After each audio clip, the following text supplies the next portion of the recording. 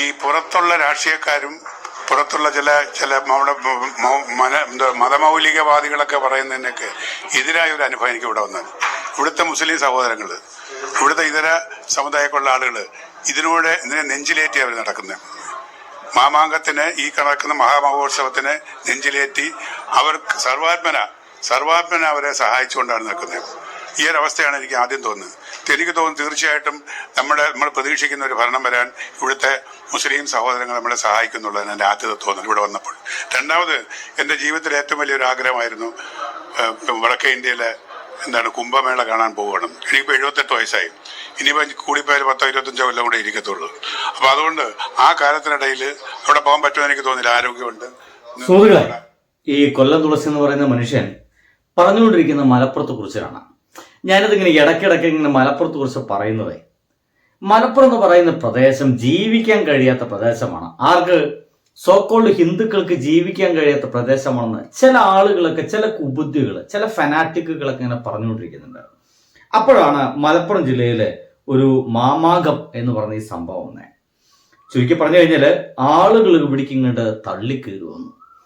മാമാങ്കം അല്ലെങ്കിൽ ഈ മാഘമഹോത്സവം ഇവിടെ നടക്കുമ്പോൾ തന്നെ ചില സന്യാസിമാരൊക്കെ പറഞ്ഞായിരുന്നു, ഇത് മലപ്പുറം ഒരു ബാപ്പയുടെയും സ്വത്തല്ല എന്നീ പറയുന്ന വർഗീയ വർത്തമാനങ്ങളൊക്കെ പറഞ്ഞായിരുന്നു. അപ്പോഴാണ് ഇവിടേക്ക് ആളുകൾ വരുന്നതൊക്കെ നമുക്ക് കാണാൻ കഴിയുന്നത്. ഒരു മടിയും കൂടാതെ ആളുകൾ ഇവിടെ സ്വതസിദ്ധമായ രീതിയിൽ ഇവിടേക്ക് വരുന്നു. അവർ രീതിയിലൊക്കെ ഇവിടെ കാര്യങ്ങളൊക്കെ നടത്തുന്നു, പൂജ നടത്തുന്നു, പ്രാർത്ഥിക്കുന്നു, അവർ പോകുന്നു. അപ്പോഴാണ് അവർക്ക് മനസ്സിലായത്, പുറമേ നിന്ന് ആളുകൾ, മലപ്പുറം ജില്ലക്കാർക്കല്ലാത്ത ആളുകൾക്ക് അപ്പോഴാണ് മനസ്സിലായത്, മലപ്പുറം ജില്ലയിലെ മുസ്ലിങ്ങൾ വിചാരിച്ച പോലെ അപകടകാരികളൊന്നല്ല. ഇവരൊക്കെ വിചാരിച്ച പോലെ അപകടകാരികളല്ല, നല്ല മനുഷ്യരാണ്. ഈ പല ഫനാറ്റിക്കുകളും പല ഹിന്ദു തീവ്രവാദ ശക്തികളും പുറമേക്ക് കാണിക്കുന്ന രൂപമൊന്നുമല്ല, പുറമേക്ക് കാണിക്കുന്ന സ്വഭാവമൊന്നുമല്ല മുസ്ലിങ്ങൾക്ക് യഥാർത്ഥത്തിലുള്ളത് എന്ന് ഇവിടേക്ക് വന്നപ്പോഴാണ് പല ആളുകൾക്കും മനസ്സിലായത്. ഞാൻ പറഞ്ഞായിരുന്നു ഇവിടുത്തെ ആളുകളൊക്കെ ഇവിടെ എങ്ങനെ സഹായിക്കുന്നു എന്നും മറ്റൊക്കെ ഞാൻ നിങ്ങൾക്ക് പറഞ്ഞു തന്നിരുന്നു. ഒരു വീഡിയോ കൂടി കാണിച്ചു തരാം.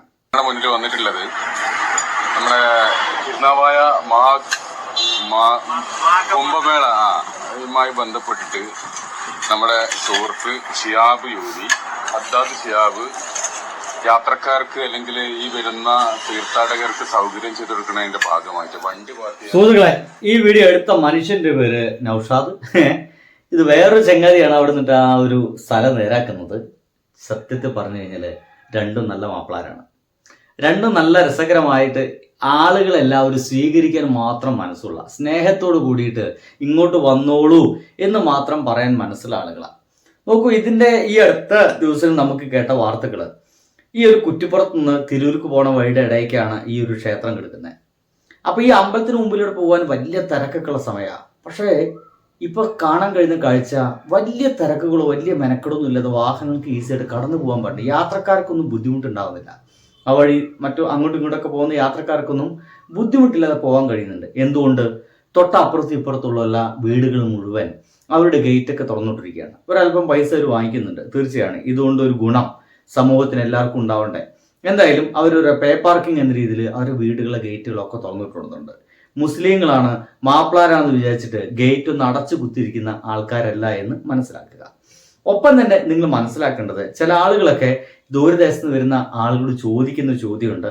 ഞങ്ങൾ മുസ്ലിങ്ങളാണ്, പക്ഷേ നിങ്ങൾക്ക് ഭക്ഷണം വെച്ച് തരണമെങ്കിൽ വെച്ച് തരാം, നിങ്ങൾക്ക് ആചാരപരമായിട്ട് എന്തെങ്കിലുമൊക്കെ ഉണ്ടെങ്കിൽ അതൊന്ന് പറഞ്ഞു തന്നു കഴിഞ്ഞാൽ ആ രീതിയിൽ തന്നെ ഞങ്ങൾ ഭക്ഷണം വെച്ച് തരാൻ ശ്രമിക്കാം എന്നടക്കം പറഞ്ഞ വീട്ടുകാരുണ്ടെന്നാണ് അത്ഭുതത്തോടു കൂടിയിട്ട് ഇവിടെ വന്ന ഹിന്ദു വിശ്വാസികൾ അല്ലെങ്കിൽ ഹിന്ദു മതവിശ്വാസികൾ എന്ന് പറയുന്ന ആളുകളൊക്കെ പറയുന്നത്.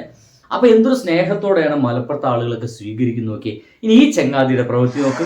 പിന്നെ സൗകര്യം ചെയ്യുന്ന ഒരു അതിമനോഹരമായിട്ടുള്ള കാഴ്ചയാണ് നമ്മൾ ഈ കണ്ടുകൊണ്ടിരിക്കുന്നത്. രണ്ടു പേർക്ക് സംസാരിക്കാൻ വേണ്ടി സ്ത്രീകൾക്ക് നമ്മളിവിടെ മുജാഹിദ് പള്ളിന്റെ കമ്മിറ്റിന്റെ അനുവാദ പ്രകാരം ഇവിടെ പിന്നെ ബാത്റൂം സൗകര്യം, പിന്നെ നമ്മളെ സുന്നി പള്ളിന്റെ കമ്മിറ്റിക്കാരെ ആർത്തം, പിന്നെ ഇവിടെ യൂറോപ്യൻ ക്ലോസറ്റും, പിന്നെ അതേമാതിരി മൂത്രം ഒഴിക്കാനുള്ള സൗകര്യമാണ്. എന്റെ കടന്റെ ഫ്രണ്ടിലായിട്ട് ഞാൻ ഇരിക്കാനുള്ള സൗകര്യം ചെയ്തിട്ടുണ്ട്. അവിടെ ഈ രാത്രി സ്ത്രീകളും കുട്ടികളൊക്കെ വരുമ്പോ അവർക്ക് വിശ്രമിക്കാനുള്ള ചില സൗകര്യങ്ങളൊക്കെ, വെളിച്ചു മറ്റുള്ള സൗകര്യമൊക്കെ ഉണ്ടല്ലോ ഇവിടെ. നമുക്ക് ഇതാക്കാം, പിന്നെ വെള്ളം കൊടുക്കാം. ചേട്ടനാണെന്നുണ്ടെങ്കിൽ 8 മണിയാകുമ്പോ അടച്ചു പോണ ഇപ്പൊ കുറച്ച് ദിവസമായിട്ട് ആ പിന്നെ ബിസിനസ് എന്നുള്ളതല്ല സേവനം എന്നുള്ള രീതിയിൽ റൂമിൽ ഒരു 11 മണി വരെ നിൽക്കുന്നുണ്ട്. ആളുകള് നമുക്ക് വെള്ളം കിട്ടാതെ എന്തെങ്കിലും ഒരു ആവശ്യങ്ങള് പിന്നെ ഇല്ലാത്ത ഒരു അവസ്ഥ വരരുത് ഞാൻ. ഇനി നമ്മുടെ മാനാക്ക അവിടെ വഴി ഈ തീർത്ഥാടകർ വരുന്ന ഈ പിന്നെ പ്ലാസ്റ്റിക് മാലിന്യങ്ങളൊക്കെ വൃത്തിയാക്കുന്ന തിരക്കിലാണ്. വൃത്തിയാക്കിയിട്ട് തീർത്ഥാടകർക്ക് സൗകര്യം ചെയ്തു കൊടുക്കാൻ വേണ്ടിയിട്ട് ഇവിടെ നമ്മുടെ തവനൂര് നടക്കുന്ന കുംഭമേളയ്ക്ക് വേണ്ടിയിട്ട്. സുഹൃത്തുക്കളെ, ഞാൻ ഈ 2 വീഡിയോ കാണിച്ചു തരുന്നത് ഇങ്ങനെയൊക്കെയാണ് മലപ്പുറത്തെ മുസ്ലിങ്ങൾ എന്നാണ്. അവർക്കാണ് കുടുംബത്തെ വെറുതെ കുത്തിരുന്നാൽ മതി. ഈ വരുന്ന വണ്ടികൾക്ക് മുഴുവൻ വേണമെങ്കിൽ എവിടെയെങ്കിലൊക്കെ പാർക്ക് ചെയ്തിട്ട് അവര് ഹിന്ദുക്കൾ ആഘോഷമല്ലേ, അവരെങ്ങനെയൊക്കെ പാർക്ക് ചെയ്തിട്ട് അവരാണ് പോയിക്കോട്ടെ, അവരെ പാടായി എന്ന് വിചാരിച്ചിരുന്നാൽ മതി. പക്ഷേ ഇവരങ്ങനെ വിചാരിച്ചിരിക്കുകയല്ല ചെയ്യുന്നത്. അതിന് പകരമായിട്ട് അവർക്ക് വേണ്ടിയിട്ടുള്ള എല്ലാ സൗകര്യങ്ങളും ഒരുക്കി കൊടുക്കാനുള്ള ശ്രമം നടത്തുകയാണ്. ഞാൻ പറഞ്ഞു വെച്ചത് ഇങ്ങനെയൊക്കെയാണ് ഇവിടുത്തെ ഈ മുസ്ലിങ്ങൾ എന്നുള്ളതാണ്. കഴിഞ്ഞിട്ടില്ലേ, ഒരു വീഡിയോ കൂടി എൻ്റെ കയ്യിൽ ഉണ്ടായിരുന്നു, ഞാൻ അതാണ് തപ്പി വെക്കുന്നത്.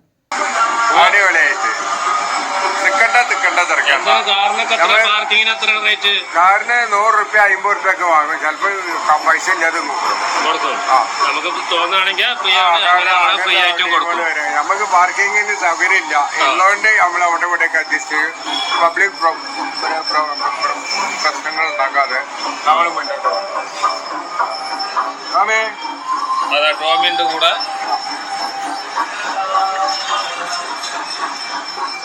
സുഹൃത്തുക്കളെ, എങ്ങനെയുണ്ട്? നിങ്ങളെ കണ്ടത് അവിടുത്തെ ജനങ്ങളാണ്. ഇമാതിരി ആളുകളാണ് അവിടേക്ക് ഉള്ളത് എന്നുള്ളതാണ്. ഇങ്ങനെയൊക്കെയുള്ള പ്രദേശത്തെയാണ് ഒരു കാര്യമില്ലാതെ ഇങ്ങനെ പ്രശ്നമാക്കി അല്ലെങ്കിൽ അവിടുത്തെ ആളുകളൊക്കെ പ്രശ്നം ഉണ്ടാക്കുന്നൊക്കെ പ്രചരിപ്പിച്ചുകൊണ്ടിരിക്കുന്നത്. എൻ്റെ അഭിപ്രായത്തിൽ ഈ ഒരു മേള കൊണ്ട് എന്ത് ഗുണം ഉണ്ടായെന്ന് വെച്ച് കഴിഞ്ഞാൽ നല്ല ഗുണം ഉണ്ടായിട്ടുണ്ട്. ചുറ്റുപാടുള്ള ആളുകൾക്കൊക്കെ നല്ല ഗുണം ഉണ്ടായിട്ടുണ്ട്. അവിടെയുള്ള തരിച്ചായി കിടക്കുന്ന പറമ്പിലേക്കെല്ലാം വാഹനങ്ങൾ പാർക്ക് ചെയ്യാൻ സൗകര്യം ഒരുക്കി കൊടുക്കുന്നുണ്ട് ആ നാട്ടിലത്തെ ആളുകൾ. അതിൻ്റെ ഭാഗമായിട്ട് ചെറിയ തുക വാങ്ങിക്കുന്നുണ്ട്. തീർച്ചയായിട്ടും കൊടുക്കണം. ആ തുക അവർക്ക് തീർച്ചയായിട്ടും കൊടുക്കണം, അല്ലെങ്കിൽ നിങ്ങളെ വണ്ടി നാശമാവും. വേറെ അതിൻ്റെ അപ്പുറത്ത് വേറെ വർത്താനൊന്നുമില്ല. അപ്പം നമ്മുടെ വണ്ടി വളരെ വൃത്തിയായിട്ട് സൗകര്യം ഒരുക്കി തരുന്നു. അവിടെ പോയിട്ട് പാർക്ക് ചെയ്യുക, എന്നൊരു സൗകര്യമായിട്ട് അവിടെ പോയിട്ട് അത് കാണുക, ആഘോഷിക്കുക, തിരിച്ചു പോരുക. അല്ലാതെ വേറൊരു പ്രശ്നങ്ങൾ അവിടെ ഇല്ല എന്നുള്ളതാണ്. ഇതന്നെ ഒരു പ്രശ്നമല്ലല്ലോ, സൗകര്യമില്ലേ? ഇതിങ്ങനെ നടത്തണം. എൻ്റെ അഭിപ്രായത്തിൽ ഇത് ടൂറിസം ഡിപ്പാർട്ട്മെന്റ് ഏറ്റെടുക്കണം. എന്തായാലും ഇത് നടക്കും. ഇത് തടുക്കുകയോ തടുക്കാതിരിക്കുകയോ എന്തൊക്കെ തന്നെ ആയാലും ഇത് കേരളത്തിൽ ഇങ്ങനത്തെ ഒരു മഹോത്സവം തീർച്ചയായിട്ടും നടക്കുന്നുള്ളതാണ്. അപ്പോൾ കേരള ഗവൺമെന്റിന് അല്ലെങ്കിൽ കേരള ടൂറിസം ഡിപ്പാർട്ട്മെന്റ് എന്താണ് അവിടെ ചെയ്യാൻ കഴിയുക എന്നുള്ളതാണ്. അതിൽ നിന്ന് എന്ത് ലാഭം ഉണ്ടാക്കാൻ കഴിയും, എങ്ങനെ അതിൽ നിന്നൊരു വരുമാനം ഉണ്ടാക്കാൻ കഴിയും എന്നൊക്കെ ആലോചിച്ച് കഴിഞ്ഞാൽ അതൊരു നല്ല പദ്ധതിയായിരിക്കും എന്ന് എനിക്ക് തോന്നിപ്പോകുന്നുണ്ട്. എന്തായാലും വിശ്വാസം ഒരു വലിയ മേളയായിട്ടും ഒരു വലിയ വിൽപ്പന ചരക്കായിട്ടൊക്കെ മാറിയിട്ടുണ്ട്. അപ്പോൾ വിശ്വാസം ഒരു പ്രൊഡക്റ്റാക്കി മാറ്റുകയും അതിൽ നിന്ന് എങ്ങനെ ലാഭം ഉണ്ടാക്കാൻ കഴിയും എന്നൊക്കെയാണ് ഇനി ഗവൺമെന്റ് ഒക്കെ നോക്കേണ്ടതെന്നാണ് എൻ്റെ ഒരു അഭിപ്രായം. ബൈ.